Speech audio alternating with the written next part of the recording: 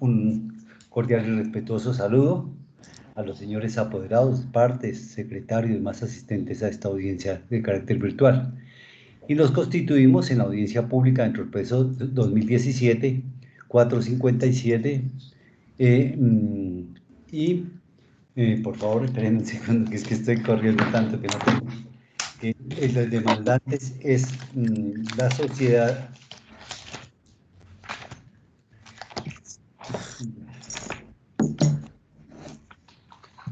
Ya un segundo.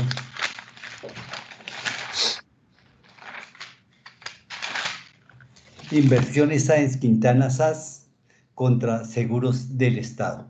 Por favor, presentación de manera rápida de parte y apoderados y luego seguimos con el objeto de esta audiencia. Adelante, por favor.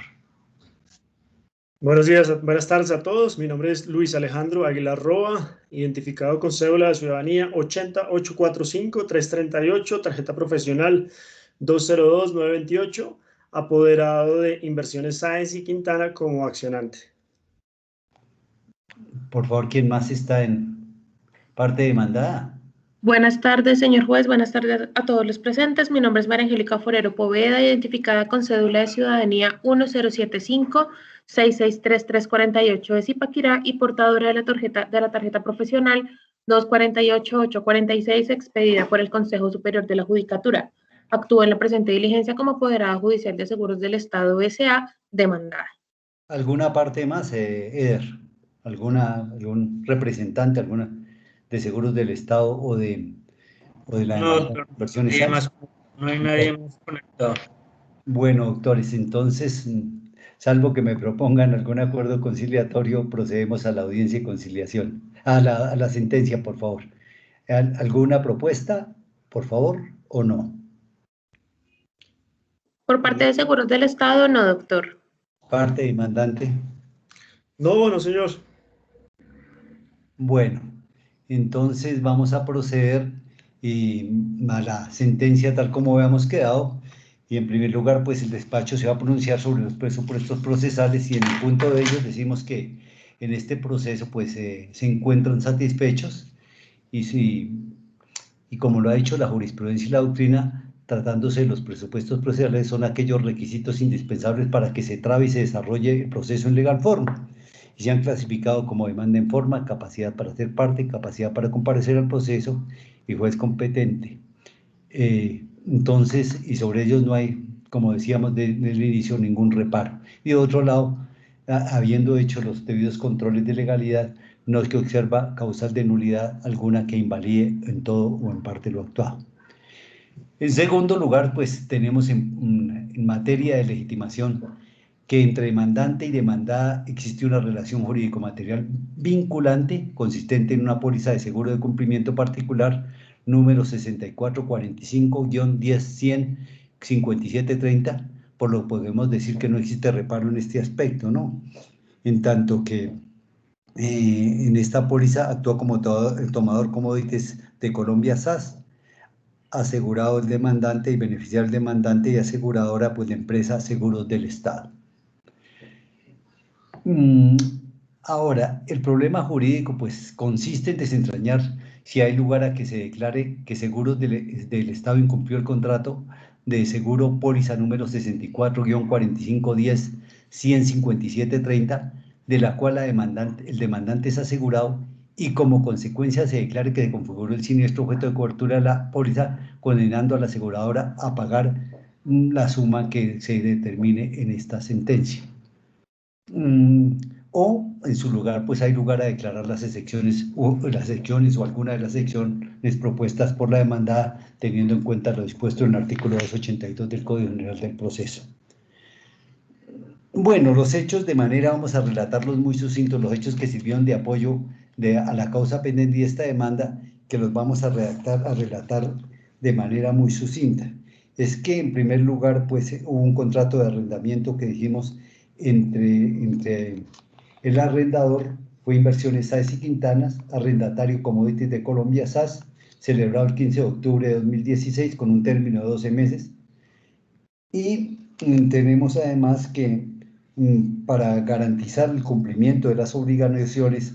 resultantes del contrato de arrendamiento, pues el tomador se obligó a garantizar el cumplimiento del contrato de arrendamiento con póliza, y para tal efecto, pues efectivamente acudió a Seguros del Estado y para garantizar las obligaciones se comprometió y la aseguradora les pidió la póliza a que ya hemos hecho mención en desarrollo de esta audiencia. Ahora, el demandado, pues el demandante dice que el arrendatario incumplió en el pago de enero y que presentó aviso de incumplimiento a través del intermediario de la póliza Aseguradores Andinos S.A. desde el día 13 de enero de 2017. Igualmente que para febrero y marzo de 2017 también incumplió el arrendatario en el pago de los cánones de arrendamiento y se realizaron los avisos pertinentes a través del intermediario. Igualmente, como otro hecho importante es que Seguros Andino informó que se notificó a funcionarios de Seguros del Estado, quienes dijeron que hacían la remisión hacia la oficina o el departamento jurídico. Otro hecho, vamos a resaltar los más importantes, ¿no? Y de manera muy sucinta. Y el otro hecho importante es que Seguros del Estado no se presentó frente a los avisos que se hicieron por medio del intermediario, que se presentó una reclamación directa el 28 de abril de 2017, solicitud en la cual se solicitaba el pago de la suma de 9.824.274 pesos. Ahora que Seguros del Estado, mediante comunicado de mayo 30 de 2017,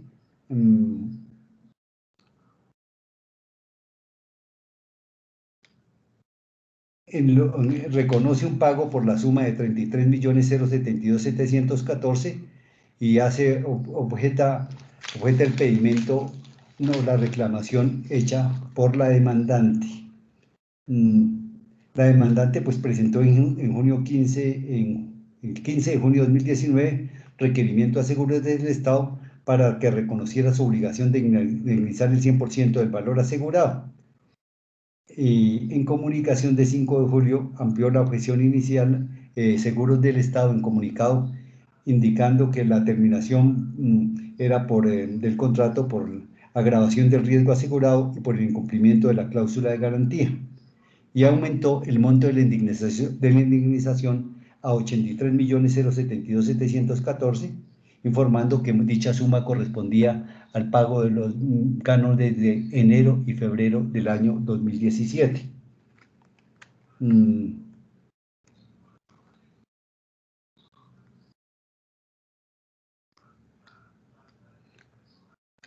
Bueno, también se dice que y en respuesta, pues también ante la comunicación que hizo la demandante, la compañía, mediante comunicación de 5 de julio de 2019, señaló que la póliza terminó el día de finalización de vigencia, según eso es el texto de la demanda, ¿no? Y otro hecho es que la demandante inició proceso de restitución en junio de 2017. Bueno, estos son los aspectos que son centrales y me permití recordarlos a pesar de que se dicen que no hay que hacerlo, pero porque el análisis de ellos nos va a permitir entender perfectamente en todo el contexto de la demanda y de la contestación y de la resolución de las excepciones de manera precisa si entendemos perfectamente los hechos. Ahora pues encontramos que la póliza de la cual se piden las pretensiones garantiza el contrato de arrendamiento, como lo hemos dicho, suscrito entre Inversiones Sáenz y Quintana SAS como arrendador y Commodities de Colombia SAS como arrendataria, que se realizó el 15 de octubre de 2016 por un término de 12 meses. Y la póliza, pues, a que hemos hecho mención, pues tenía una vigencia del 10 de octubre de 2016 al 16 de octubre de 2017, pues amparando la seriedad de la oferta, amparo de anticipo, amparo de pago anticipado y amparo de cumplimiento de contrato. Ahora, teniendo en cuenta las excepciones presentadas por la demandada y atendiendo lo que el despacho considera que es un orden pedagógico que permita entender de manera panorámica o omnicomprensiva el asunto sometido a consideración del despacho, pues vamos a examinar las excepciones no de la manera como fueron presentadas, sino como el despacho considera que se puede entender mejor este asunto para poder tomar una decisión en concreto. Bueno, una de las excepciones que planteó la parte demandada en el término de contestación de la demanda es que Aseguradores Andino no tiene facultades de representación de seguros del Estado S.A. Y señala que la relación que ostenta Seguros del Estado con la demandante se atañe al contrato de mandato suscrito por las anteriores partes desde el 9 de abril de 2014. Y se resalta que Aseguradores Andinos Asociados Limitada no tiene facultad de expedir en sus oficinas la póliza número 6445 10-100 5730 y adjunta para tal efecto copia de la certificación de idoneidad del intermediario entregada en la respuesta brindada. Así, de esta manera, pues desconoce la aseguradora las actuaciones desplegadas por el intermediario mandatario del seguro frente a los supuestos avisos presentados en las fechas relacionadas por intermedio de esta. Y reitera que la empresa Aseguradores Andinas no representa legalmente a Seguros del Estado, pues su relación con la compañía aseguradora es en virtud del contrato de mandato suscrito.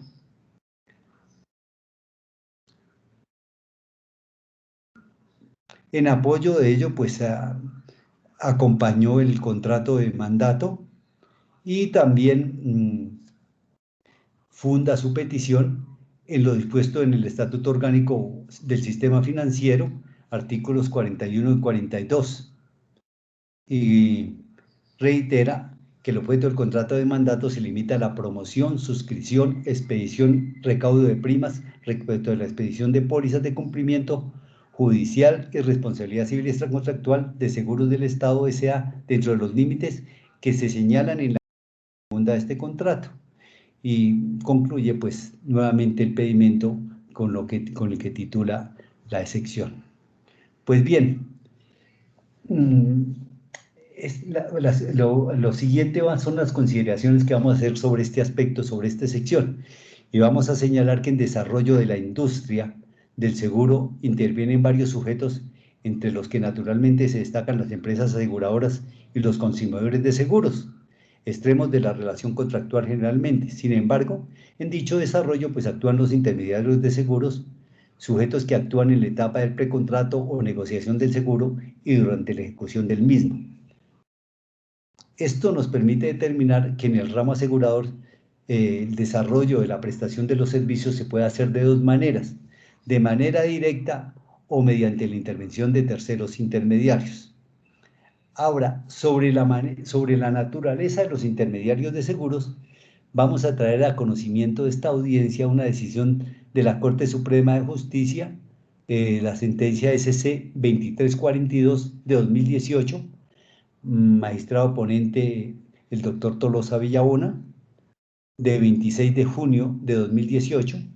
y lo voy a permitir extractar unos párrafos porque me parece que frente a esta sección trae luces muy claras y que nos permiten desentrañar el verdadero sentido. Y dice así en la parte pertinente, 3.4.2. En el mercado aseguraticio concurren como intermediarios en general el agente, la agencia y los corredores de seguros, cada uno con sus matices, a efectos de lograr los objetivos que se han propuesto las aseguradoras, cuando por distintas circunstancias como las distancias no pueden realizarlos directamente. Se trata de profesionales especializados en el ramo, quienes tras identificar las necesidades de amparar la ocurrencia de ciertos riesgos y sus potenciales usuarios, sirven de eslabón entre el tomador y la aseguradora a fin de aproximar la celebración de un contrato de seguro.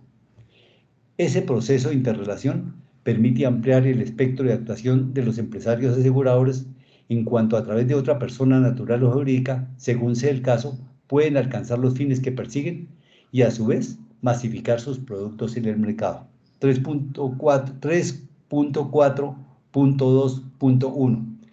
El común denominador de los intermediarios respecto del tomador y asegurador según la doctrina radica en su tarea profesional de aproximarlos a la celebración de un contrato de seguro.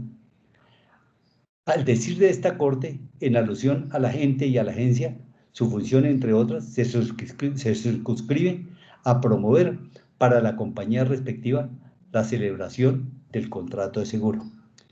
En esa misma dirección, relativo a los corredores de seguros, los artículos 14 y 37 del Código de Comercio y 40 del Estatuto Orgánico del Sistema Financiero,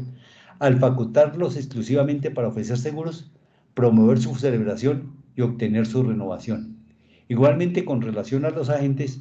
como colocadores de pólizas y de títulos de capitalización, el artículo 41-1 divide al autorizarlos para promover la celebración de contratos de seguro y capitalización y obtener renovación de los mismos. Del mismo modo, respecto de las agencias, los artículos 41-2 y 42 ejusden, al entregarles no solo la posibilidad de recaudar primas, inspeccionar riesgos e intervenir en los salvamentos, sino también la de promover la celebración de contratos de seguro en un territorio determinado y siguiendo las directrices conferidas por las compañías o sociedades de seguros que representan. 3.4.2.2. Pese a esas afinidades, específicamente en punto a promover la celebración de contratos de seguros, la misma ley caracteriza esas formas de intermediación.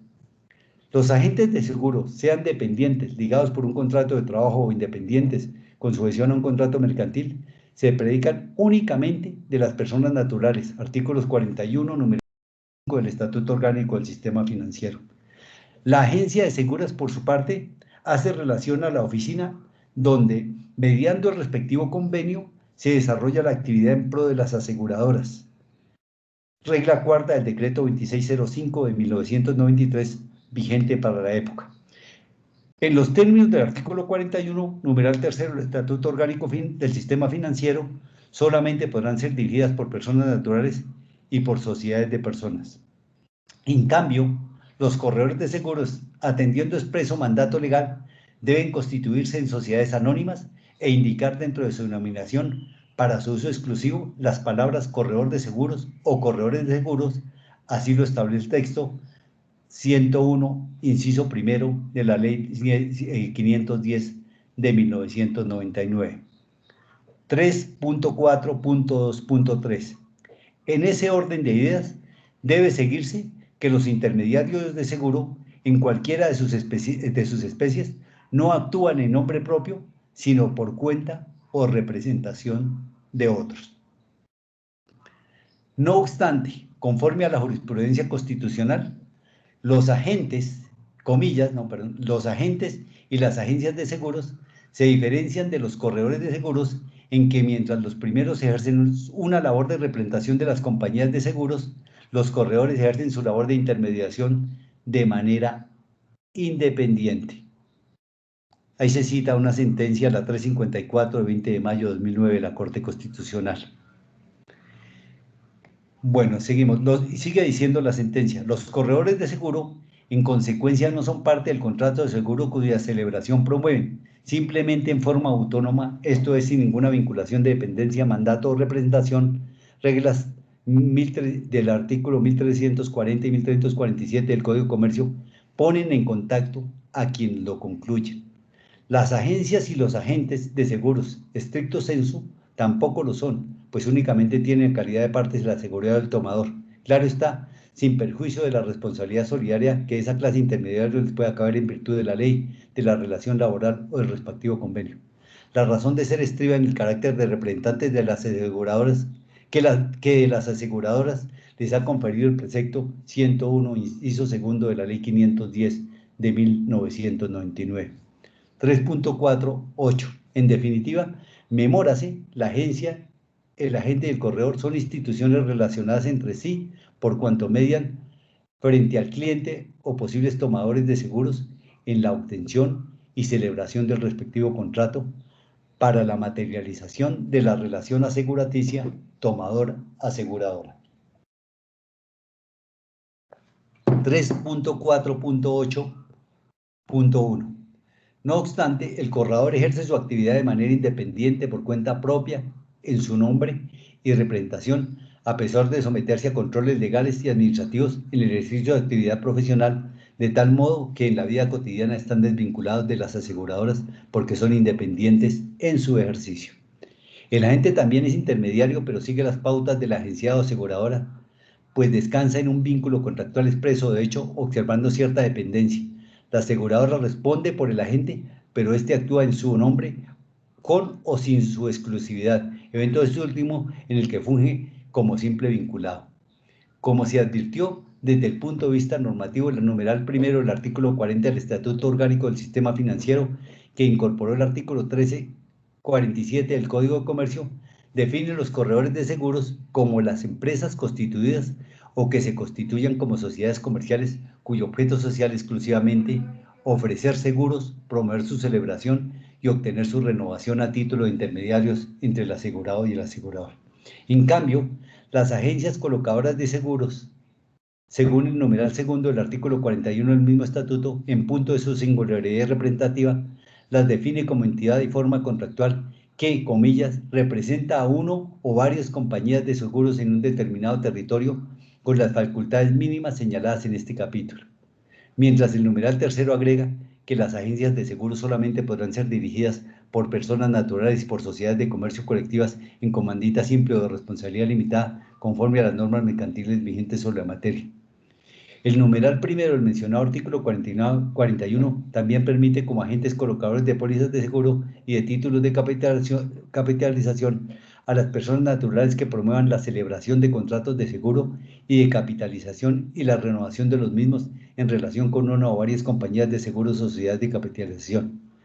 Y en el literal A del numeral quinto del mismo artículo 41, añade a los agentes dependientes como personas naturales que han celebrado contrato de trabajo para desarrollar la labor del agente colocador con una compañía de seguros o una sociedad de capitalización. Y el literal B, numeral quinto del aludido artículo 41, autoriza a los agentes independientes quienes por sus propios medios se dedican a las promociones de pólizas de seguros y de títulos de capitalización sin dependencia de la compañía de seguros o de la sociedad de capitalización en virtud de un contrato mercantil. Pese a las diferentes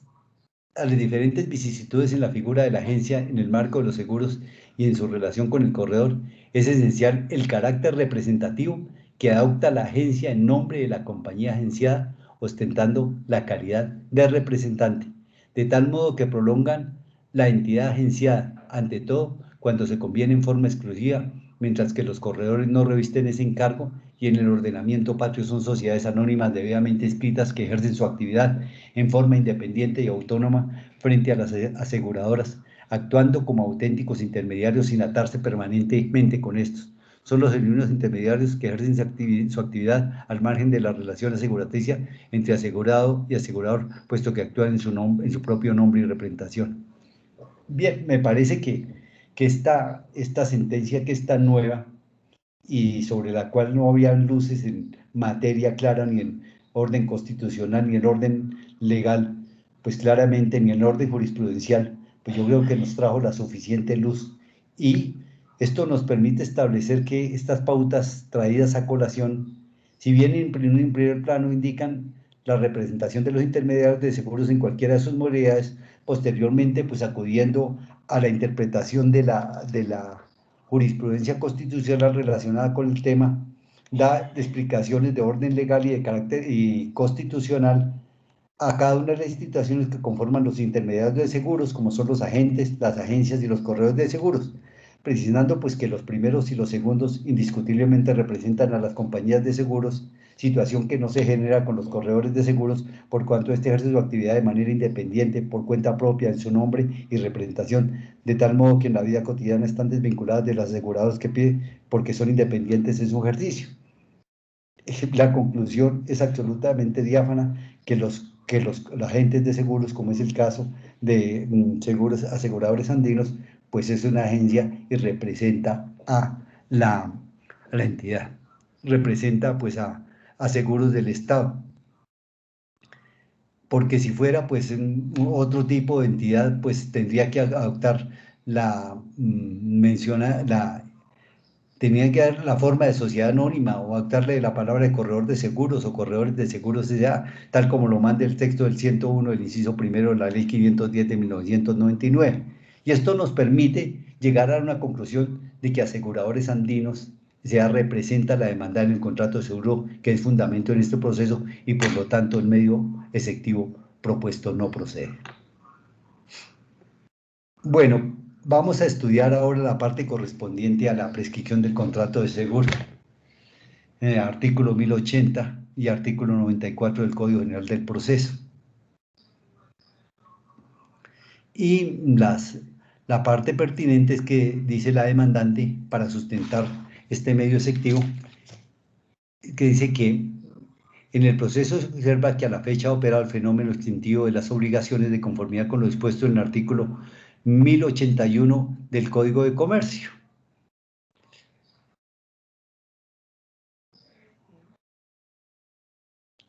Y hace un recuento cronológico del proceso de reclamación extrajudicial, señalando que la Sociedad de Inversiones Sáenz y Quintana, el asegurado, presentó ante Seguros del Estado una reclamación el 28 de abril de 2017 informando el incumplimiento del pago de los cánones de arrendamiento por parte de la arrendataria tomadora, ¿no? Ahora, en segundo lugar, dice que dentro de las pruebas adjuntas a dicho escrito se soportó que la sociedad garantizada incumplió los pagos correspondientes a los cánones de arrendamiento generados desde el mes de enero de 2017 y hasta el mes de abril de 2017, solicitando el pago de 189.824.274. Luego agrega que por lo anterior se establece que el conocimiento real del incumplimiento imputable a la sociedad Commodities de Colombia, hecho que daba hacia la acción derivada del contrato de seguros, se obtuvo por parte de la Sociedad de Inversiones Sáenz y Quintanas desde el día 6 de enero de 2017, momento a partir del cual comenzó a correr el término prescriptivo. Esto teniendo en cuenta pues la cláusula tercera, en que se pactó que el valor del arrendamiento se pagaría entre los 5 días calendarios de cada mensualidad. Y teniendo en cuenta pues lo predicho, pues señala que el asegurado arrendador contaba hasta el 6 de enero de 2019 para ejercer las acciones derivadas del contrato de seguro judicial, ya sea de manera judicial o extrajudicialmente, situación que solo se materializó hasta el 27 de mayo de 2019 con la audiencia extrajudicial, es decir, transcurridos 2 años y 4 meses desde el momento en que conoció el incumplimiento del tomador de la póliza. Ahora, se agrega también que en el hipotético caso de contabilizar la prescripción acorde con lo señalado en el artículo 94 del Código General del Proceso, resulta oportuno pues hacer las siguientes cuentas teniendo en cuenta parámetros que aparecen en el proceso. Que la reclamación presentada hasta esa aseguradora pues nuevamente se recaba que se presentó el 28 de abril de 2017. Que dicha reclamación fue atendida mediante la comunicación GIFNP-1918/2017 de 30 de mayo de 2017, que frente al contenido de la referida respuesta se presentó reconsideración por parte del asegurado el día 6 de junio de 2017. Con sustento en lo expuesto, pues se advierte que el primer requerimiento efectuado por el presunto acreedor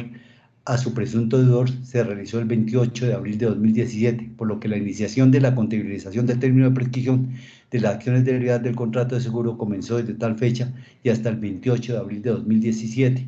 Y se tiene que la parte demandante solicitó audiencia de conciliación extrajudicial ante el Centro de Conciliación y Arbitramiento hasta el 27 de mayo de 2019,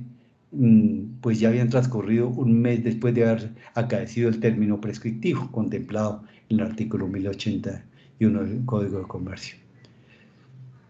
También plantea que en gracia de discusión puede verificarse que si no se tiene como primer requerimiento del deudor al acreedor la reclamación realizada el 28 de abril de 2017, se debe tener en cuenta para efectos de la fecha de interrupción del término prescriptivo el 5 de junio de 2017, fecha en la cual la aseguradora Inversiones Sáenz y Quintana SAS requirió a la aseguradora realizar el pago de los cánones puestos en conocimiento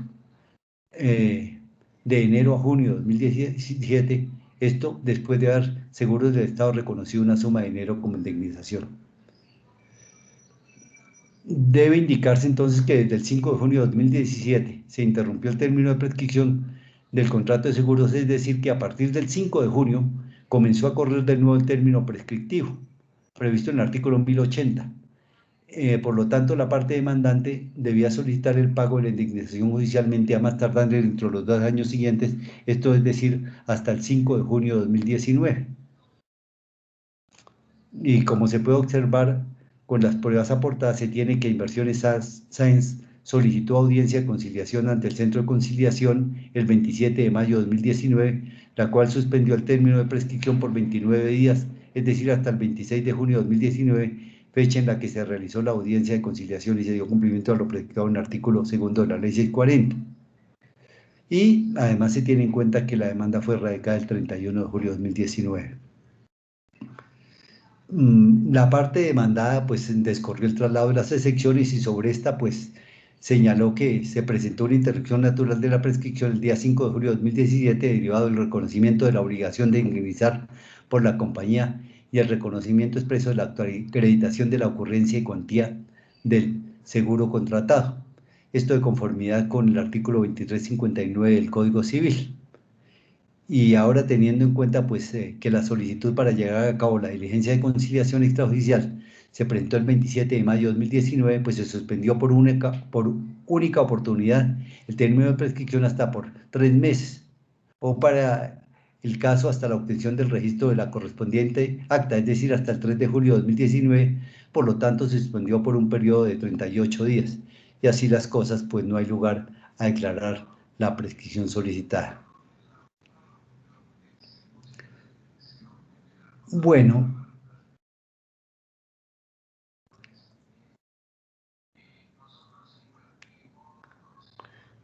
pues en relación con la prescripción de las acciones derivadas del contrato de seguro, encontramos que el artículo 1081 establece previsiones no solo en relación con el tiempo que debe transcurrir para que se produzca el fenómeno extintivo, sino también respecto al momento en que el periodo debe empezar a contarse.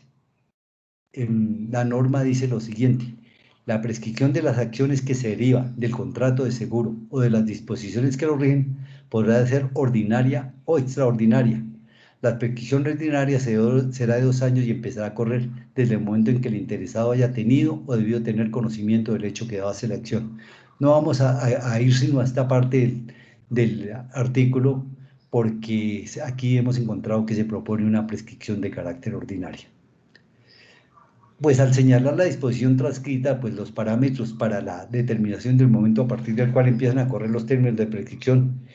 pues encontramos que distingue entre el momento en que el interesado, quien deriva un derecho del contrato de seguro, ha tenido o debido tener conocimiento del hecho que va hacia la acción en la prescripción ordinaria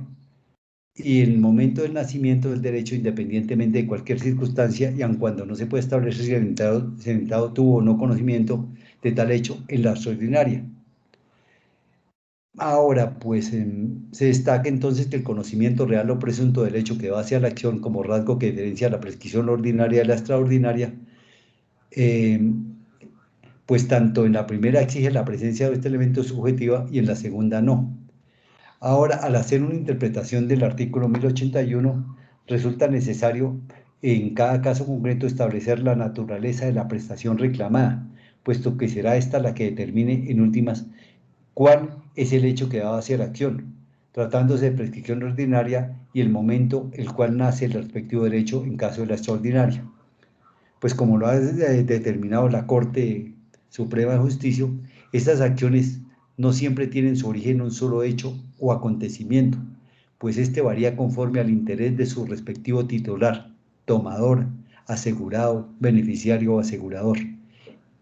Y tampoco tiene siempre su fuente en el contrato mismo de seguro, sino algunas veces en la ley, como acontece con las acciones y las excepciones de nulidad relativa, la evolución de la prima, etc. Lo anterior es claro, sin perjuicio del régimen prescriptivo establecido por el artículo 1131 del Código de Comercio. Así, el momento en que el interesado haya tenido o debido tener conocimiento del hecho que va hacia la acción, prescripción ordinaria, será distinto en cada caso concreto, según sea el tipo de acción a intentar y quién su titular, y otro es pertinente predicar momento en que nace el respectivo derecho cuando se trate de la prescripción extraordinaria. Consecuentemente con lo anotado, cuando se está enfrente de acciones derivadas del contrato, como sucede en las de reconocimiento de la indemnización o de la prestación asegurada a que tiene derecho el beneficiario, el momento a partir del cual ha de correr contraer la prescripción ordinaria es distinto al que ha de tenerse en cuenta para computar idéntica prescripción contra el asegurador en el supuesto de que éste, apoyado en acciones derivadas de la ley, demande o excepciones según el caso, la nulidad relativa al contrato de seguro por inexactitud o reticencia del tomador o la declaración de asegurabilidad, pues en estos supuestos el hecho que base la acción o el nacimiento respectivo es necesariamente diferente. Teniendo en cuenta pues esas pautas jurisprudenciales, si el interesado es la persona que tiene derecho a demandar a la aseguradora, el pago de la indemnización, el término de prescripción ordinaria de 2 años comienza a contarse desde el momento en que dicha persona haya conocido o debida conocer el hecho que da base a la acción, es decir, desde el momento en que haya conocido o debido conocer el siniestro. Como tenemos que, como el Código de Comercio no prevé que el aviso de siniestro o la presentación de la reclamación interrumpa la prescripción, motivo por el cual pues se debe acudir en virtud de la revisión que señala el artículo 822 del Código de Comercio a las normas del derecho civil para efectos de establecer los lineamientos bajo los cuales procedería la interrupción de la prescripción. En este sentido, pues el artículo 2359 del Código Civil dispone que la prescripción puede interrumpirse natural o civilmente. Y dice que se interrumpe naturalmente por el hecho de reconocer el deudor la obligación ya expresa, ya tácitamente, y se interrumpe civilmente por la demanda judicial. Esto debe quedar bien claro cómo es que se interrumpe desde el punto de vista del Código Civil, ¿no? En primer lugar, lo vamos a recabar por el hecho de reconocer el deudor la obligación ya expresa, ya tácitamente, y se interrumpe civilmente por la demanda judicial. Por su parte, el artículo 90 del Código de Procedimiento Civil, modificado por el artículo 10 de la Ley 794/2003, señala el momento en que opera esta última al disponer que la presentación de la demanda interrumpe el término para la prescripción e impide que se produzca la caducidad, siempre que la auto admisoria de aquella o el mandamiento ejecutivo, en su caso, se notifique al demandado dentro del término de 1 año, contado a partir del día siguiente a la notificación al demandante de tales provincias, por estado o personalmente. Pasado este término, los mencionados efectos solo se producirán con la notificación al demandado. Se define entonces que la prescripción se interrumpe en la fecha de presentación de la demanda únicamente cuando su notificación se surte dentro del término previsto legalmente en el artículo 94, en caso contrario se interrumpe con la notificación de la demanda. Como en el presente caso la demanda acude a proponer la prescripción ordinaria de las acciones derivadas del contrato de seguro, con lo explicado hasta ahora, pues se tiene que el momento a partir del cual empiezan a contar los términos de prescripción, se generan desde el momento en que el interesado, quien deriva un derecho del contrato de seguro, ha tenido o debió tener conocimiento del hecho que da base a la acción. Así las cosas, se tiene que el término prescriptivo comienza a contarse a partir del 6 de enero de 2017. Ahora, de conformidad con lo dispuesto con el artículo 359 del Código Civil, la prescripción propuesta por la demandante se interrumpió naturalmente al haber reconocido la obligación de manera expresa mediante comunicado KIP número 2373 del 5 de junio de 2017, empezando a contar el término final del artículo 1080 desde dicha data hasta el 5 de junio de 2019. El término prescriptivo se suspende hasta por 3 meses o hasta que se logre el acuerdo conciliatorio o hasta que el acta de conciliación se haya registrado en los casos que este trámite sea exigido o hasta que se expidan las constancias a que se refiere el artículo 2 de la Ley 640/2001, lo que ocurra primero. Y en este caso, como lo primero que ocurrió fue el registro del acta de conciliación que tuvo lugar el día 3 de julio de 2019, el término prescriptivo se suspendió desde el 27 de mayo hasta el 3 de julio de 2019, es decir, por 38 días, ampliándose el término prescriptivo hasta el 12 de agosto del 2019, en tanto que dicho lapso. Y como la demanda se presentó el 29 de julio de 2019 y se notificó entre el periodo señalado por el artículo 94 del Código General del Proceso, no hay lugar a declarar la excepción propuesta. Sin embargo, vale la pena, para efectos de que no queden dudas, explicar la diferencia entre interrupción y suspensión. Y es para eso tomamos pues lo que traen los textos y especialmente la explicación que hacen Mazoy y Chavas en el curso y señalan lo siguiente, comillas, en el curso normal de término se puede ver entorpecido por algunos incidentes que interrumpen o que solamente suspenden la prescripción. La interrupción acaba con la prescripción al borrar retroactivamente todo el tiempo transcurrido, de forma que si después de la interrupción la prescripción vuelve a comenzar, el tiempo anterior no se cuenta. Por el contrario, la suspensión de la prescripción es una simple detención del tiempo en el decurso del término. No borra el tiempo pasado. Mientras obra la causa de la suspensión, el término no corre, pero en cuanto cesa dicha causa, la prescripción retoma la cuenta donde quedó. Al tiempo nuevo se suma el anterior. Esto es citado de la obra del libro Obligaciones, Tratado de Obligaciones de Fernando Inestrosa, segunda edición, página 839. Yo creo que de esta manera queda resuelto absolutamente clara la excepción de prescripción propuesta y nos damos cuenta que no procede su declaración. Ahora pues vamos a dirigirnos a estudiar la excepción de violación de la cláusula de garantía, terminación del contrato de seguro, artículo 1061 del Código de Comercio.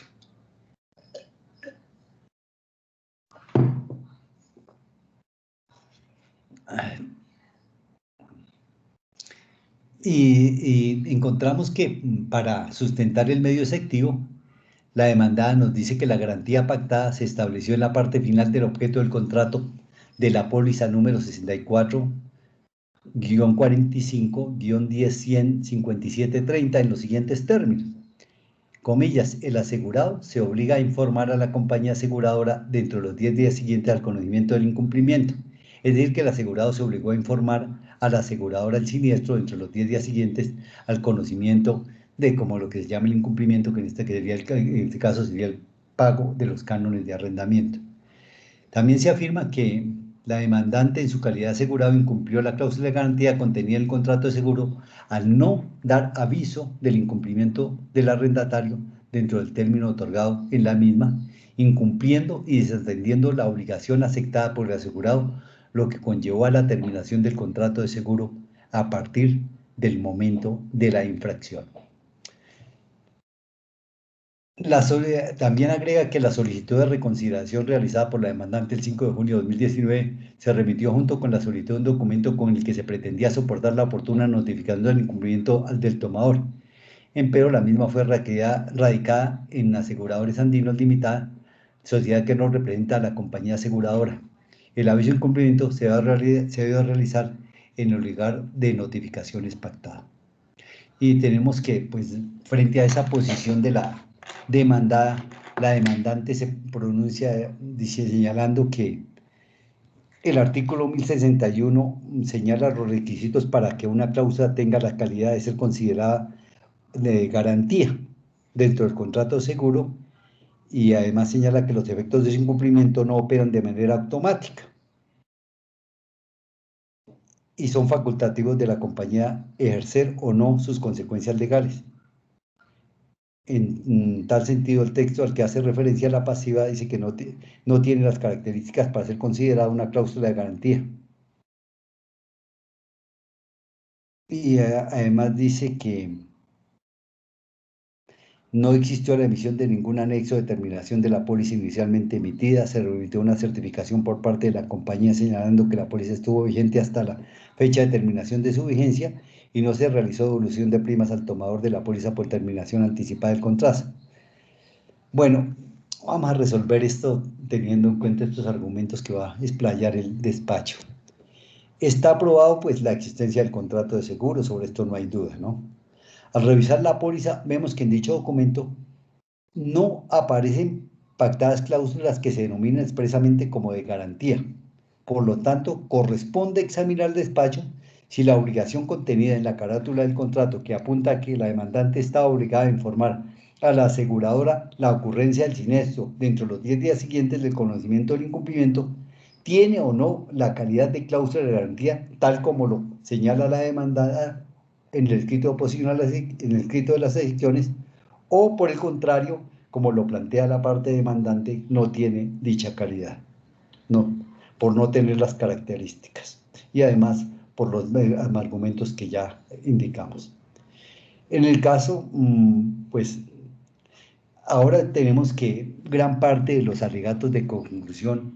que hicieron las partes se giraron alrededor de impugnar la calidad de esta cláusula por parte de la demandante. Ahora, atendiendo lo dispuesto en el artículo 1061 del Código de Comercio, la garantía se ha definido como la promesa en virtud de la cual el asegurado se obliga a hacer o no determinada cosa o afirmar cierta situación. Y siguiendo pues los lineamientos de la Corte Suprema de Justicia, se ha dicho que las cláusulas de garantía tienen las siguientes características. En primer lugar, deben constar por escrito en la póliza o en los documentos accesorios, artículo 1048 del Código de Comercio. En segundo lugar, es indispensable que el asegurador, al redactar o concebir los términos de la estipulación de garantía, debe ser específico con el objetivo de que su alcance y contenido no lesione el postulado de la lealtad contractual, pues en dicho evento la cláusula resultaría abusiva. Tercero, debe expresarse en cualquier forma que indique el propósito manifiesto e inequívoco. En cuarto, puede ser sustancial o insustancial respecto al riesgo asegurado. En quinto lugar, no debe existir relación entre la garantía o su incumplimiento y el siniestro, es decir, que las consecuencias del incumplimiento serán procedentes aun cuando dicho incumplimiento no tenga relación con el siniestro. Debe ser seria, evitando constituir tipos de garantía que resulten abusivas frente al consumidor. En séptimo lugar, deben ajustarse a la ley y cumplir estrictamente, so pena de producirse la nulidad del contrato o la terminación desde la infracción. La garantía pues debe cumplir con las características antes indicadas, ya que de lo contrario la compañía de seguros no podrá hacerla exigible ni podrá por ello acudir a la nulidad o terminación que invoca la norma. Sobre el primer aspecto, la primera característica que señala la jurisprudencia en punto de las cláusulas de garantía, pues indicamos que la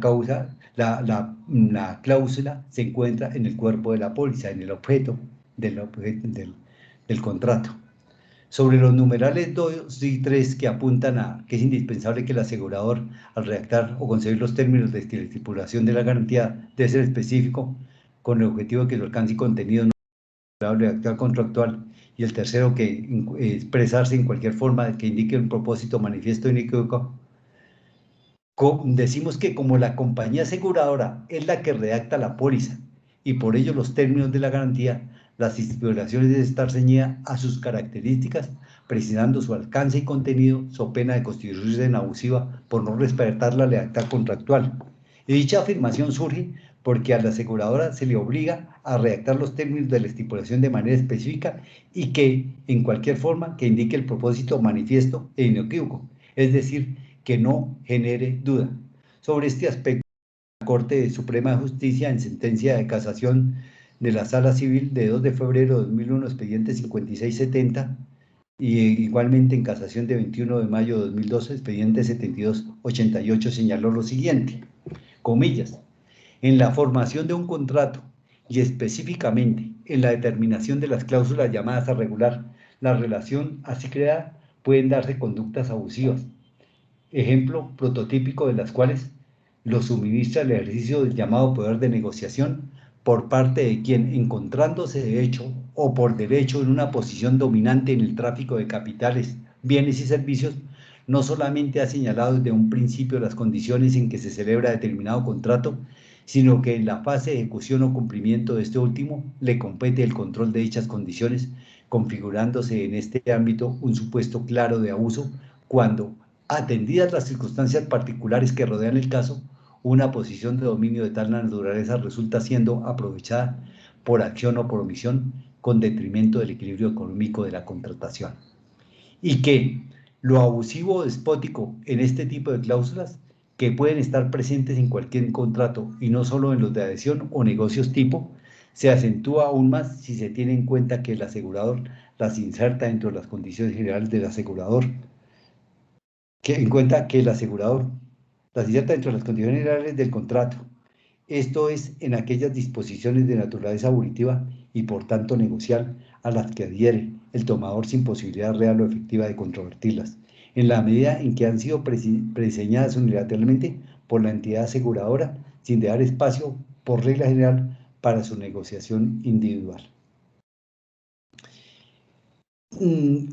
Teniendo en cuenta pues esta pauta,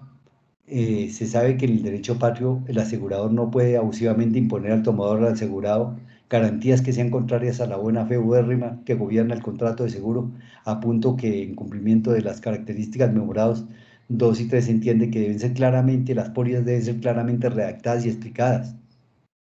en cuanto a su contenido y consecuencias, a fin que el asegurado o el beneficiario al momento del siniestro no se encuentre con sorpresas. Aquí las posiciones de los extremos pues son absolutamente antagónicas. Mientras la aseguradora manifiesta la existencia de la cláusula de garantía en los términos ya dichos, la demandada pregona su inexistencia por no estar en ella presentes las características a que hicimos alusión que ha señalado la jurisprudencia patria. Pues para desertar este aspecto, habiendo ya hecho recorrido por las características de la garantía, encontramos que en el clausulado general de la póliza base del proceso no se estipuló y nominó una cápita especial para las mismas, afirmación que no sirve para llamar a dudas o desconocer que la obligación que la demandada señala como garantía se encuentra en el cuerpo de la póliza. Y dicha obligación en los términos redactados contiene una promesa, una conducta que está llamado a realizar el asegurado en forma posterior a la celebración del contrato. Pues viendo las cosas así, hasta aquí las cosas parecen diáfanas. Ahora, surge el siguiente interrogante. Si de la redacción de la obligación de la póliza se puede establecer que cumplió con su especificidad y el propósito de la misma de manera manifiesta e inequívoca. La respuesta pues deviene negativa, en tanto que no aparece que la aseguradora manifieste este propósito de forma clara e inequívoca, al tal punto que hoy se discute si es una cláusula de garantía o no. A ello se suma que no se nominó como tal y que no se advierten las consecuencias de su cumplimiento ni la terminación del contrato por parte del asegurador. Es decir, no se advierten y el despacho pues además se pregunta si se hubiese apellidado como cláusula de garantía en el texto de la póliza, ¿se generaría alguna duda o habría espacio para que la demandada refutara la existencia de para que se refutara por parte de la demandante la cláusula de garantía? La respuesta pues sin duda es no. Esto claramente demuestra pues que este contrato debe interpretarse de conformidad con lo que ha planteado la jurisprudencia patria y también debe interpretarse de acuerdo con la intención de las partes más que el tenor literal de las cláusulas, pues se convierte, pues existe la interpretación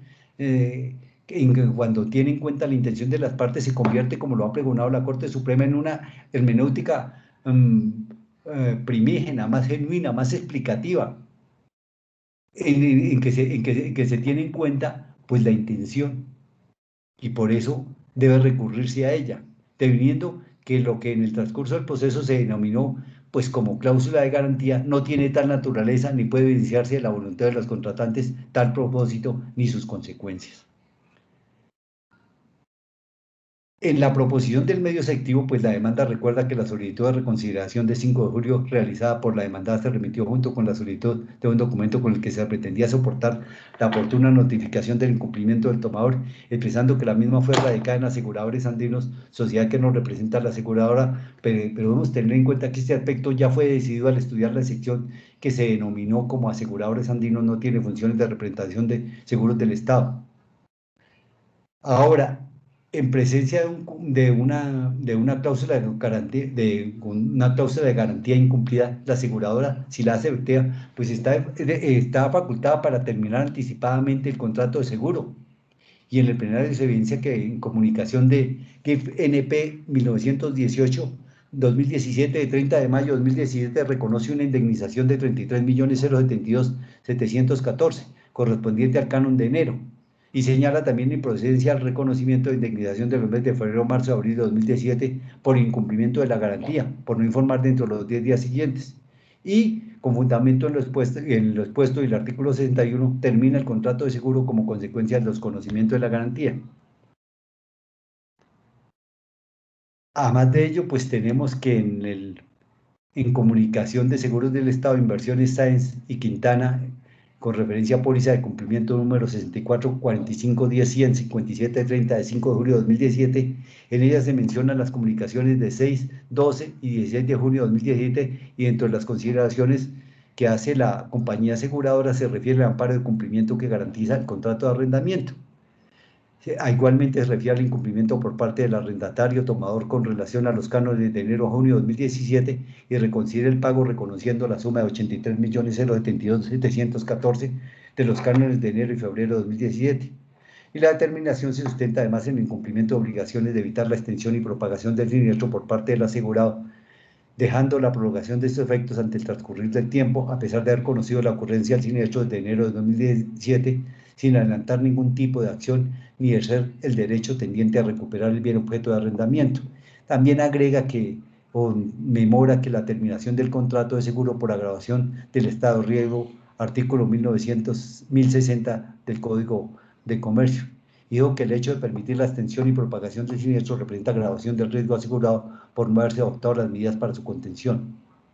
y confirma la terminación por no cumplimiento de la garantía. Esta situación, en rememoración de la situación fáctica que se ha puesto en escena, pone de presente que la demandada con relación al contrato de seguro de indemnización produce dos terminaciones, la primera el 30 y la segunda posteriormente el día 5 de julio, y además en una y en otro tiene en cuenta diferentes causales para tal circunstancia. Esto a nuestro parecer parece que es una ambivalencia en cuanto a la causa de la terminación del contrato de seguro. Nos demuestra inseguridad e inexactitud de la demandante tanto en la redacción de la póliza como en su interpretación, a pesar de ser una profesional en el ramo de seguros, en punto de su redacción y en sus consecuencias, aspecto que demuestra la inespecificidad de los términos de la estipulación de la obligación. No, pues esto además no precisa su alcance, contenido y consecuencias, dependiendo, como lo ha dicho la Corte, en pactos abusivos, en tanto que no respetan la lealtad contractual, y que por ser contratos de adhesión no están llamados a ser discutidos en pie de igualdad, como lo sugiere la demandada. Pues lo dicho nos pone de presente, nos relieva que la obligación de examen es una fuente de inequidad que atenta contra la construcción de contratos seguros llamados a ser premiados en todos los estados por la buena fe UR. Y estas consideraciones que hemos hecho sobre este punto nos llega a decir que la excepción no está llamada a prosperar, y además a concluir que los términos del contrato de seguro expresado que las terminaciones del contrato de seguro expresadas por la aseguradora con fundamento en la cláusula de garantía resultan ineficaces. Ahora vamos a el incumplimiento del asegurado de la obligación de evitar la extensión y propagación del siniestro.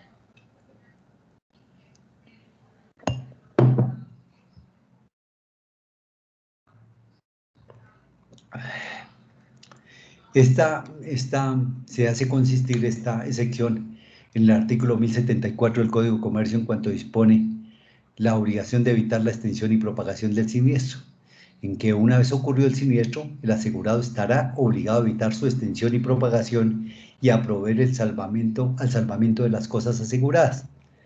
Aquí tenemos que la aseguradora afirma que en el caso se encuentra probado que el asegurado omitió el cumplimiento del deber a su cargo, permitiendo la extensión y propagación del siniestro, dejando los efectos de la prolongación ante el transcurrir del tiempo, habiendo conocido la ocurrencia del siniestro desde enero de 2017, sin adelantar ningún tipo de acción ni ejercer ningún derecho tendiente al disfrute y posesión del bien inmueble, sino hasta el 16 de junio de 2017, cuando se realizó la erradicación del proceso de restitución, es decir, 6 meses después de presentarse el primer incumplimiento. En este orden de ideas, pues los perjuicios que hoy se pretenden se derivan de la permisión del asegurado y su desidia en la mitigación del siniestro.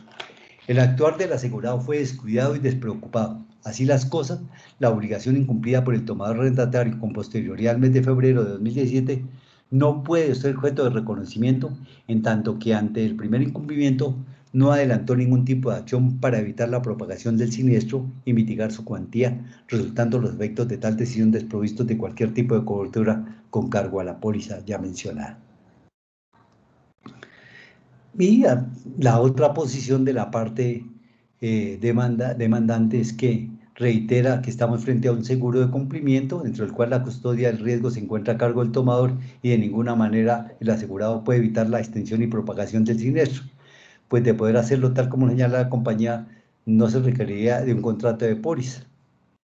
Ahora igualmente dice que con el objeto de ampliar lo anterior, el artículo 72 del Código de Comercio define al siniestro como la realización del riesgo asegurado. En tal sentido,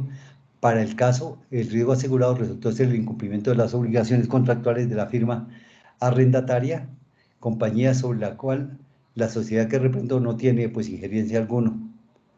Y por lo tanto resulta para inversiones SAENS física y materialmente imposible evitar que la arrendataria cesara en el pago de los cánones. Y también echa a mano el artículo 1078 del Código de Comercio. Ahora, pues como vamos a decir que como el objeto del contrato de seguro es la transferencia del riesgo al asegurador, lo normal es que las condiciones contractuales que rigen el contrato de seguro se ajusten a la forma en que el riesgo se presenta a lo largo del contrato, situación que genera efectos jurídicos diferentes ante el incumplimiento de los distintos deberes del asegurado que pueden influir en el estado de riesgo y por lo tanto en la ejecución del contrato de seguro. Por ello, pues la doctrina se ha referido a dos aspectos. El primero, a las diferentes etapas en que el asegurado transfiere el riesgo al asegurador y el segundo, a la ocurrencia del siniestro. En punto de las diferentes etapas encontramos que existen deberes del asegurado al momento de transferir el riesgo y que sobre ellas vamos a decir que el contrato de seguro pues tiene un carácter consensual, por lo tanto no hacia la vida jurídica en el momento en que las partes llegan a un acuerdo respecto de los elementos esenciales contemplados en el artículo 1045 del Código de Comercio, siendo uno de ellos el riesgo asegurado, motivo por el cual es importante que el asegurador conozca las condiciones en que se encuentra el riesgo y los factores que lo determinan al momento de consentir en la asunción del riesgo y realizar la tasación de la prima. Estos, en suma, serían los deberes del asegurado. El incumplimiento de dicha obligación pues genera la nulidad relativa del contrato, en razón que el asegurado debe suministrar la información de manera veraz y que se conozca teniendo en cuenta nuevamente también la buena fe ubérrima que gobierna el contrato de seguro. Ahora, en segundo lugar, pues hay deberes o obligaciones del asegurado durante la asunción del riesgo por parte del asegurador. Una vez se ha celebrado pues el contrato de seguro y desde que éste ha iniciado su vigencia técnica, el riesgo asegurado corre a cargo del asegurador, quien consintió en asumirlo en razón del estado en que el asegurado le informó que se encontraba. Por lo tanto, el riesgo debe mantenerse en las mismas condiciones en que el asegurador acordó asumirlo y en caso de haber modificaciones en su estado, que el asegurador tenga conocimiento de dichos cambios, pues el estado en que se encuentra el riesgo trasladado al asegurador es determinante en la ejecución del contrato de seguro. Si el asegurador incumple en esta etapa, pues procede la terminación del contrato. Ahora, también se dan, en tercer lugar, los deberes del asegurado al realizarse el riesgo. Y sabemos que si se realiza el riesgo, pues se cumple la condición a la que se encuentra sujeta la obligación condicional del asegurador, surgiendo también la obligación en cabeza del asegurado, cuya naturaleza jurídica se define a partir de la realización del riesgo y la consecuente obligación del asegurador de efectuar el pago de la indemnización. Y aquí es preciso mencionar que en el seguro de responsabilidad civil el rol del beneficiario se encuentra en cabeza de una persona distinta del asegurado, lo que no ocurre en las demás especies de seguros. Y esta distinción entre asegurado y beneficiario se refleja en la carga probatoria contenida en el artículo 1077, que le es impuesta también al tercero beneficiario, pues él es el quien debe acreditar los perjuicios que sufrió por la ocurrencia del siniestro. En todo caso, pues la demostración de ocurrencia del siniestro y cuantía de la pérdida son cargas que también quedan en cabeza del asegurado, pues el tercero puede reclamarle a él directamente el pago de la indemnización, caso en el cual el asegurado se legitima para reclamar el pago de la indemnización a la compañía de seguro. Bueno, ahora vamos, esto es la parte de las diferentes etapas de las obligaciones del asegurado, el beneficiario. Pero en punto de la obligación de evitar que el siniestro se extienda y propague, pues tenemos que decir que al realizarse el riesgo surge la obligación condicional del asegurador consistente en indemnizar al asegurado o beneficiario de las pérdidas generadas por el siniestro. La extensión y propagación del mismo que no se eviten por parte del asegurado, pudiendo evitarlas, pues implicará que las pérdidas asumidas por el asegurador sean mayores a las que asumiría de haber sido diligente el asegurado con el cumplimiento de su obligación. Cabe recordar que las obligaciones a cargo del asegurado antes de la realización del riesgo se encuentran encaminadas a que el riesgo se mantenga en el estado en que fue transferido al asegurador. De esta misma forma, las obligaciones posteriores a la realización del riesgo pretenden que este riesgo ahora acaecido se mantenga en las mismas condiciones en que se mantendría en el evento de no haberse transferido al asegurador, exigiéndose entonces al asegurado una conducta diligente ante el siniestro ocurrido. De esta forma se establece la obligación de evitar la extensión y propagación del siniestro, puesto que no concordaría con el carácter indemnizatorio del contrato de seguro que el asegurador asumiera daños que pudieran evitarse por parte del asegurado de haber actuado diligentemente ante la ocurrencia del siniestro, tal como lo consagra el artículo 1074 del Código de Comercio. Debemos tener presente que la misma norma pues, contempla una obligación en su inciso segundo de indemnizatoria para los gastos en que incurre el asegurado al cumplir con su obligación, pues dichos gastos constituyen para el asegurado que obró diligentemente un daño emergente derivado de la ocurrencia del siniestro y que debe ser asumido por el asegurador por el carácter indemnizatorio del pago con que satisfaga su obligación condicional. Dado pues el sinnúmero de riesgos que se pueden transferir, la obligación de evitar la extensión y propagación del riesgo resulta pues casuista, ¿no? Y por lo tanto se debe analizar el riesgo que se ampara, la forma de su realización y las acciones razonables que pueda tomar el asegurado para evitar la extensión y propagación del mismo. Ahora, su incumplimiento debe acarrear para el asegurado la asunción del costo de los daños derivados de su inacción ante el siniestro ocurrido, los cuales debe probar la aseguradora, en tanto que como todo daño debe ser cierto y directo. Y pues ya yendo al caso en examen, y teniendo en cuenta los antecedentes que ya hemos explicado muchas veces en este proceso, sabemos que las demandantes asegurados arrendaron un inmueble a la Sociedad Commodities de Colombia el 15 de octubre de 2016 por un término de 12 meses. Y para garantizar el cumplimiento de las obligaciones, el arrendatario adquirió la póliza número 6445-10100-5730 con la compañía de seguros del Estado, con Seguros del Estado S.A. Ahora, la tomadora arrendadora incumplió el contrato de arrendamiento y ante tal situación la demandante arrendadora, por medio de la compañía aseguradora Andinas Intermediaria de Seguros, dio avisos de incumplimiento del pago de los cánones de arrendamiento correspondiente a los meses de enero, febrero, marzo, abril, mayo y junio de 2017. En la cláusula tercera del contrato de arrendamiento se pactó que el canon debía cancelarse dentro de los 5 primeros días de cada periodo mensual. La demandada propuso la excepción de violación de la cláusula de garantía, terminación del contrato de seguro, artículo 1061, expresando que la demandante incumplió la cláusula de garantía, medio efectivo sobre el cual el despacho pues ya hizo el pronunciamiento y lo desconoció. Encontramos que además que la empresa arrendadora sufrió un daño que se traduce en el no pago de cánones de arrendamiento por parte de la arrendadora y ante la posición de la demandada que objeta la reclamación se vio compulsada a iniciar este proceso. Ahora nos indagamos. ¿Qué medidas razonables había podido tomar la demandante asegurada para evitar el incremento del daño que le fue causado? Si hacemos una retrospección, encontramos que la demandada desconoció las reclamaciones que le hizo en la oportunidad a la demandada por intermedio del intermediario. Y solo ante petición del 17 de abril se pronunció el 30 de mayo objetando la reclamación. La aseguradora interpone petición reconsideración objeción al oficio de 30 de mayo de 2017, la cual es contestada el 5 de julio en los términos ya comentados. Como el incremento del siniestro lo hace consistir la demanda en que la demandante dejó transcurrir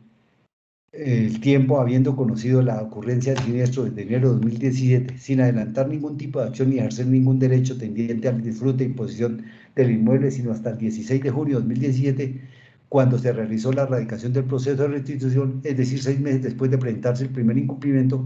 no resulta cierto el fundamento de la excepción, porque durante dicho lapso, la asegurada dio aviso del siniestro por medio del intermediario, en las oportunidades acabadas de mencionar. El pago, solicitó reconsideración del mismo, situación que se extendió hasta el mes de julio de 2017, y el 16 de junio radicó proceso de restitución. Ello nos permite advertir que ni por asomo se presentó la extensión y propagación del siniestro por conducta achacable a la asegurada. Y, por lo tanto, pues la sección deviene en frustrante. Segundo, por favor.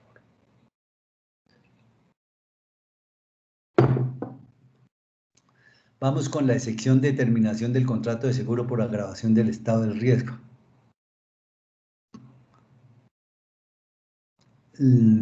Se fundamenta en los artículos 1074 y 1060 del Código del Estatuto Comercial, ya que Inversiones Sáenz y Quintana SAS no ejerció las acciones legales y contractuales que evitaron la extensión y propagación del estado de riesgo, generando la terminación del contrato de seguro contenido en la póliza 6445 días 157.30, no solo por el cumplimiento de la garantía pactada, sino además por la agravación del estado de riesgo pactado, no notificado de manera oportuna en la oportunidad prevista en el artículo 1060, en concordancia con el artículo 1075 del Código de Comercio. Tratándose pues del contrato de seguro, el tomador o asegurado están obligados a declarar y mantener el estado de riesgo durante la ejecución del contrato, tal como lo hemos advertido en desarrollo de esta audiencia, en el estudio de la sección anterior, derivando de ello que el tomador y asegurado están obligados a notificarle al asegurador los hechos o circunstancias no previsibles que sobrevengan con posterioridad a la celebración del contrato y que signifiquen la agravación del riesgo o la modificación de su identidad de acuerdo con el artículo 1060 del Código de Comercio, y tiene el deber inexorable de notificar al asegurador las circunstancias imprevisibles que sobrevengan el contrato y agraven el riesgo asegurado. Estas circunstancias de agravación pues inciden en la obligación condicional del asegurador, quien es el que asume el riesgo, por lo tanto tiene el derecho a ser informado de todo tipo de eventualidades para que de acuerdo a la situación y a las nuevas condiciones pueda revocar el contrato o hacer algún tipo de ajuste, sobre todo en el aspecto relacionado con la prima. Bueno, sobre el punto de la indecisión de la Corte Suprema de Sala de Casación de 6 de julio de 2017, expediente 00359-01, magistrado ponente Carlos Ignacio Jaramillo, se indicó lo siguiente, comillas: el régimen de agravación del estado de riesgo encuentra su razón de ser en que las nuevas circunstancias que lo alteran aumentan la probabilidad de ocurrencia del siniestro o de la intensidad de sus consecuencias, sin que el asegurador deba soportar esa variación por un mal entendimiento del carácter aleatorio del contrato, pues aunque es claro que asumió las contingencias de la materialización del riesgo, lo hizo sobre la base de unas específicas condiciones, de tal manera que si ellas cambian por el advenimiento de circunstancias no previsibles, en línea de principio deben cambiar las reglas que gobiernan la relación contractual o dársele fin a ella. Por lo tanto, se deriva, pues, que eso es, hasta ahí cerramos comillas, ¿no? Y por lo tanto, pues, encontramos que se deriva que todos los hechos que puedan influir en el riesgo asegurado de manera negativa, que sean posteriores al contrato e imprevisibles, deben ser noticiados a la aseguradora con el fin de mantener el equilibrio económico y evitar la determinación del contrato. Ahora, la oportunidad para cumplir con la carga de información difiere si la alteración del riesgo es voluntaria o no. Si es voluntaria, pues la notificación debe hacerse con antelación no menor a 10 días a la fecha de modificación del riesgo, y si les extraña, debe efectuarse dentro de los 10 días siguientes a la modificación. En razón de las acciones realizadas y demostradas por la demanda ante el lapso de enero a julio de 2017, que fueron ya estudiadas, no se advierte la agravación del estado de riesgo y que por lo tanto hubiese que ser notificadas en los términos del artículo 1060. Es que además, si tenemos en cuenta lo indicado por la norma, por el artículo 1058, para declarar la nulidad relativa a un contrato de seguros la nulidad relativa a un contrato de seguros se exige solo demostrar la existencia de la reticencia o inexactitud y que el asegurado conocía esas circunstancias no informadas. Si la aseguradora justifica la reticencia o inexactitud en la declaración del estado de riesgo, es decir, en la existencia de la nulidad relativa, es deber del juzgador proceder a declararla, presumiendo que la aseguradora debe haber conocido esos hechos o circunstancias si hubiera retraído o celebrado el contrato o habría estipulado condiciones más onerosas, implicando que si no hay prueba de esas circunstancias, no cabe la declaración de nulidad relativa al contrato de seguro. Y en relación con ello, se considera que el artículo 1058 exige también que se debe demostrar que el asegurado debe haber conocido, y también el 1060 debe haber conocido esos hechos o circunstancias, y que si hubiera conocido esos hechos o circunstancias, se hubiera retraído de celebrar el contrato o habría estipulado condiciones más onerosas. Por consiguiente, si no hay prueba de este hecho, no es admisible declarar la nulidad relativa.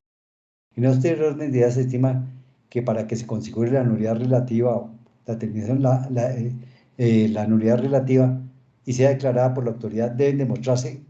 tres elementos. Primero, la existencia de la reticencia y una exactitud sobre hechos o circunstancias que rodean el riesgo. En segundo, lo que eran conocidas por el asegurado. En tercero, que la aseguradora debe haber conocido esos hechos o circunstancias y hubiera retraído de celebrar el contrato o habría estipulado condiciones más onerosas. Atendiendo los hechos del proceso, cabe afirmar que la aseguradora pudo conocer los hechos y circunstancias que hubieran retraído de celebrar el contrato o haber estipulado condiciones más onerosas, por cuanto conoció que la demandada incumplió contrato de arrendamiento anterior en punto de pago de canos de arrendamiento y por lo tanto no eran circunstancias imprevisibles como lo quiere el artículo 1060, sino por el contrario previsibles. Existían indicios graves anteriores que le indicaban la forma como la arrendataria incumplía sus obligaciones contractuales en punto de pago de cánones de arrendamiento. Por lo tanto, no tiene cabida la excepción propuesta. Ahora también otra sección que se planteó, que es la cobertura exclusiva de los riesgos amparados en la póliza, que se difunde en el artículo 1056 del Código de Comercio. Y sobre esta, pues, tenemos que decir que los fundamentos de la excepción no son sino una recordación de las obligaciones y riesgos que asume una compañía de seguros, y en este caso que asumió Seguros del Estado al acordar la póliza número 6445-10-157-30, cuyo objeto fue garantizar el cumplimiento del contrato de arrendamiento suscrito entre Inversiones Sáenz Quintana con Commodities de Colombia el 15 de octubre de 2016. Mediante este proceso, pues la demandante solo pretende que se declare el cumplimiento de la póliza acaba de mentar seguro de cumplimiento, que reiteramos garantizar el cumplimiento del contrato de arrendamiento. Por lo tanto, el despacho nos advierte que con la sección se busca o se propanda por el aniquilamiento de las pretensiones asociadas por el demandante y por lo tanto no hay lugar a su declaración. Que hay que recordar que las excepciones tienen como objeto el aniquilamiento o la trastocación o el cambio de algunas de las condiciones del texto demandatorio, es decir, de las mismas pretensiones, pero en este evento simplemente es una recordación de lo que constituye la obligación de la cobertura exclusiva del riesgo amparado en esta póliza. Hay otra sección que se llama límite de responsabilidad, que tiene las mismas características que la anterior,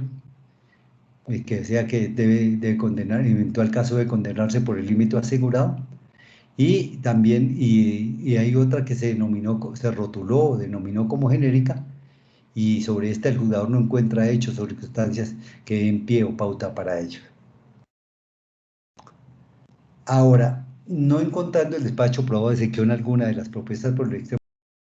se advierte que las determinaciones del contrato de seguro realizadas por la compañía aseguradora pues resultan ineficaces ante la evidencia de falta de causa o de antecedente facto y lugar para tal pronunciamiento. Así las cosas, en la parte resolutiva pues se declarará que Seguros del Estado incumplió el contrato de seguro suscrito bajo la póliza número 5445-10-100-5730, de la cual la demandante es beneficiaria. Igualmente se declarará que se configuró el siniestro objeto de cobertura bajo el amparo de cumplimiento. Consecuencialmente se condenará a Seguros del Estado a pagar el valor asegurado en suma de 305.599.680 a favor de la demandante Inversiones Sáenz Quintana SAS. Se ordenará que sobre la anterior suma se paguen los intereses de mora certificados por la superfinanciera de conformidad con lo dispuesto en el artículo 11 de la Ley 510 de 1999, a partir del 28 de mayo de 2017 hasta la fecha en que se haga efectivo el pago a favor de la demandada. Se condenará a la demandada al pago de los gastos por concepto de la convocatoria de audiencia de conciliación en valor de 500.000 pesos y por último se condenará al demandado al pago de costas y agencias en derecho. Y en suma, pues esos son los aspectos, pero el mérito de lo expuesto, pues el Juzgado 26 de Civil del Circuito de Bogotá, Distrito Capital, administrando justicia en nombre de la República de Colombia y por autoridad de la ley, resuelve. Primero, declarar no probadas las excepciones de mérito propuestas por la demandada. En segundo, declarar que Seguros del Estado S.A. incumplió el contrato de seguro suscrito bajo la póliza número 64-45-10-157-30, seguro de cumplimiento particular, de la cual la Sociedad de Inversiones Sáenz y Quintana es beneficiaria. Tercero, declarar que se configuró el siniestro objeto de cobertura bajo el amparo de cumplimiento. Como consecuencia de lo anterior, se condena a Seguros del Estado S.A. a pagar el total del valor asegurado bajo el amparo de cumplimiento en valor de 305.599.680 a favor de Inversiones Sáenz Quintana SAS. Quinto, sobre la anterior suma se ordena el pago de intereses moratorios a partir del 28 de mayo de 2018 hasta la fecha en que se haga efectivo el pago de la obligación de conformidad con lo dispuesto en el artículo 1080 del Código de Comercio a favor de Inversiones Sáenz Quintana SAS. Sexto, se condena a la demanda al pago de los gastos por concepto de convocatoria, audiencia y conciliación en la suma de 500.000 pesos. Séptimo, se condena a la demandada al pago de las costas del proceso. Como agencias en derecho, se fija la suma de 14.521.000 pesos. Las partes quedan notificados en estrados. ¿Algún pronunciamiento, en primer lugar, parte demandante? Ninguna, doctor, solamente una aclaración puntual del punto cuarto de la condena. En la parte considerativa del fallo, el juzgado indicó que los intereses de mora se tasarían a partir del 28 de mayo de 2017. Tal vez fue un error mío, pero yo escuché 28 de mayo de 2018. Solamente esa aclaración. ¿Desde cuándo se contabilizan los intereses moratorios? Sí, doctor, es un error aritmético, lo vamos a corregir de esta hora, 28 de mayo de 2017, para que quede claro. Gracias, doctor. Sin ningún pronunciamiento. Gracias por la colaboración. Y por favor, parte demandada, en uso de la palabra. Muchas gracias, señor juez. Nosotros vamos a presentar los reparos concretos de apelación frente a la sentencia pronunciada por su despacho. ¿En esta oportunidad o posteriormente, doctor? En esta oportunidad nombro los reparos y dentro de los 3 días los amplío. Siga, por favor. Muchas gracias, señor juez. El primer reparo que nosotros vamos a utilizar es que aseguradores andinos definitivamente no tienen las facultades de representación frente a seguros del Estado. Se tiene que tener en cuenta que de acuerdo a la sentencia que nombró el despacho, tiene que convenirse de forma exclusiva esa representación que puedan tener las agencias o los agentes. En el caso del contrato de mandato, el cual nosotros aportamos en el momento de la contestación de la demanda, mediante el cual aseguradores andinos se asocia con seguros del Estado, no contempla la representación de seguros del Estado frente a la declaración de siniestros o al trámite de siniestros, únicamente frente al trámite de las pólizas. Se debe tener en cuenta que los intermediarios de seguros solamente tienen como finalidad la promoción y la celebración de los contratos de seguros y por lo tanto median entre la compañía de seguros y el tomador del mismo. Lo anterior se debe tener en cuenta frente a lo que dispone el Estatuto Orgánico del Sistema Financiero en sus artículos 41 y 42, los cuales no fueron tenidos en cuenta esta vez por el despacho. El segundo argumento sería, teniendo en cuenta que Aseguradores Andino no representa seguros del Estado, la violación de la cláusula de garantía que conlleva a la terminación del contrato de seguros según el artículo 1061 del Código de Comercio. La garantía está clara en la carátula de la póliza que es aquí objeto de discusión, y la cual consistió, que el asegurado se obliga a informar a la compañía de seguros dentro de los 10 días siguientes al conocimiento del incumplimiento, lo cual pues va de acuerdo al soporte legal del artículo 1061 del Código de Comercio. Recalca en este punto que la aseguradora no se encuentra incursa en ningún tipo de práctica abusiva, teniendo en cuenta que son el contratista y el contratante quienes a través de un contrato que suscriben establecen la órbita del riesgo que se va a asumir y que es asumido por la aseguradora, que es puesto de presente para su amparo y se vuelve y se insiste que en el principio de la ubérrima buena fe de la naturaleza del tipo de contrato de seguros, se reiteró que la cláusula de garantía fue plenamente conocida y aceptada por la parte demandante. Entonces nosotros no entendemos por qué hasta este momento ellos vienen a alegar que esto no es una cláusula de garantía cuando en el momento de otorgar la póliza por parte de seguros del Estado, ellos pudieron haber manifestado esto. El tercer reparo, señor juez, se